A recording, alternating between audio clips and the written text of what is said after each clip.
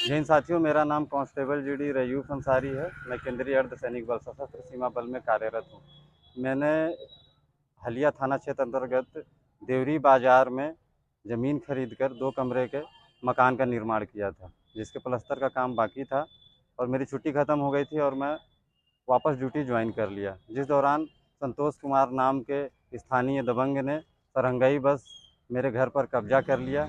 जैसे मुझे उसकी सूचना मिली, मैंने आकर उनसे अपना मकान खाली करने को कहा, तो उन्होंने खाली करने से मना कर दिया और कहा कि अगर हाथापाई करेंगे, ज़ोर ज़बरदस्ती करेंगे तो हम आपके ऊपर ST/SC लगवा देंगे और आपकी नौकरी खा जाएंगे। सर, इस असामाजिक तत्व से लड़ते लड़ते अपने घर को खाली कराते कराते आज 4 वर्षों का समय बीत चुका है।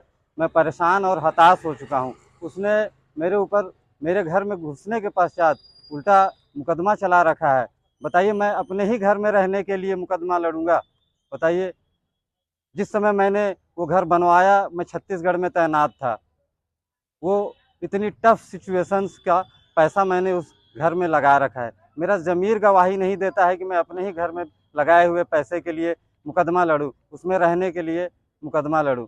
मैं अभी पिछले सोमवार को फिर यहाँ आया था, रिक्वेस्ट की थी, मीडिया के साथी बंधुओं के माध्यम से रोकर गिड़गिड़ाकर जो बन सका मुझसे उस तरीके से मैंने रिक्वेस्ट की, अपनी बात पहुंचाई, कहा कि मेरा घर खाली करा दीजिए, मेरा घर मुझे वापस दिला दीजिए। आज 1 हफ्ते का समय बीत चुका है।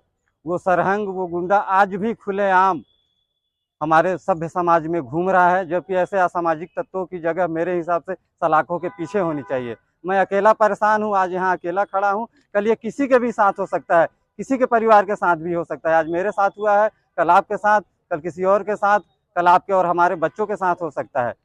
मैं अकेला खड़ा हूँ, मेरे साथ कोई नहीं है, लेकिन आप लोगों से आग्रह है कि आप लोग आगे आइए, मेरी बात को आगे पहुँचाइए।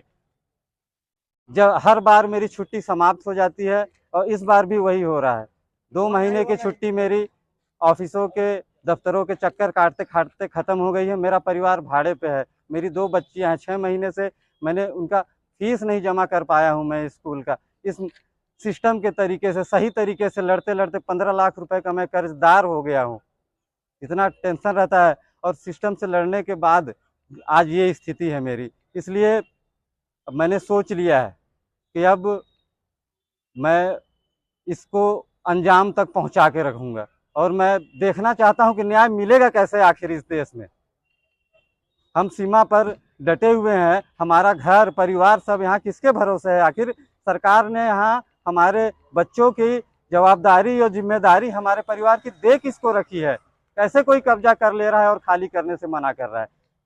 साथियों, मेरी छुट्टी 22 तारीख को ख़त्म हो रही है, लेकिन मैंने सोचा है इस बार या तो मैं न्याय लेकर ही जाऊंगा या मैं यहीं डीएम या एसपी साहब इनके ऑफिस के सामने बावर्दी पेट्रोल छिड़क के और आग लगा लूंगा अपने आप को। अगर इससे भी न्याय मिलता है तो मेरी 2 बच्चियां हैं, जब वो बड़ी होंगी तो आप लोगों से आग्रह है कि आप उनको इस न्याय के मायने समझा दीजिएगा। और मैं आप लोगों के माध्यम से अपने डिपार्टमेंट के सभी सीनियर्स से माफ़ी चाहता हूं कि शायद मुझे पता नहीं है कि ये तरीका सही है या गलत है न्याय मांगने का, लेकिन मैंने हर तरीका अपना लिया और इस न्याय के लिए मैं आज रोड पर खड़ा हूं और दर दर ठोकरें खा रहा हूं सर। तो मैं ट्रेनिंग से लेकर आज तक आप लोगों ने यही सिखाया कि हम 2 महीने घर पर रहते हैं और 10 महीने ड्यूटी पर, और यही हमारा असली घर परिवार है। आज मैं सर यहाँ इतना अकेला हो गया हूँ और ये व्यवस्था देखकर मैं टूट चुका हूँ। आज मैं आप लोगों की मुझे इतनी याद आ रही है, ऐसा लग रहा है कि मैं अपने परिवार से दूर हूँ और मुझे अफसोस होगा। अगर मेरी नौकरी भी चली जाती है तो मुझे नौकरी जाने का अफसोस नहीं होगा, मुझे आप लोगों से, अपने परिवार से बिछड़ने का दुख होगा। और इस दबंग ने, इस संतोष कुमार ने मतलब इतनी हदें पार कर दी हैं हमारे पिताजी से।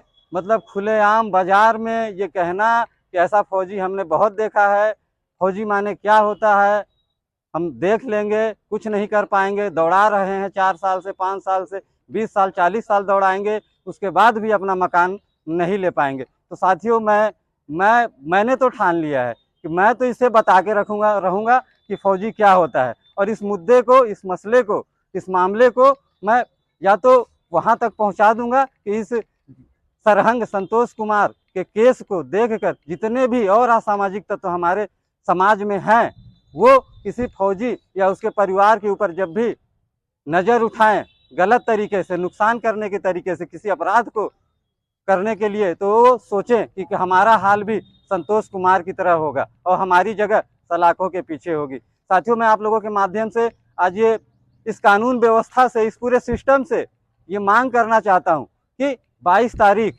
जिस दिन मेरी छुट्टी समाप्त हो रही है, अगर उससे पहले मेरा मकान खाली नहीं कराया गया उस सरहंग के कब्जे से और उसके खिलाफ जबरन मेरे घर में घुसपैठ करने, जालसाजी करने, इतने वर्षों से मेरा मानसिक और आर्थिक पतन करने, पीड़ित करने के तहत हमारे आईपीसी की जिन भी धाराओं के अंदर ये अपराध आते हैं, अगर उनके अंतर्गत मुकदमा दर्ज करके, एफआईआर दर्ज करके, उसकी तत्काल प्रभाव से गिरफ्तारी करके उसके ऊपर आपराधिक ट्रायल चलाया जाए और उसके अंजाम तक पहुंचाया जाए जहां उसकी जगह है।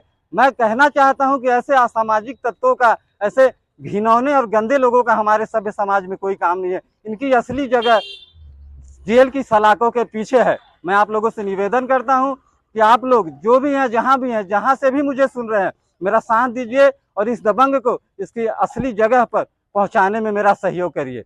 जय हिंद।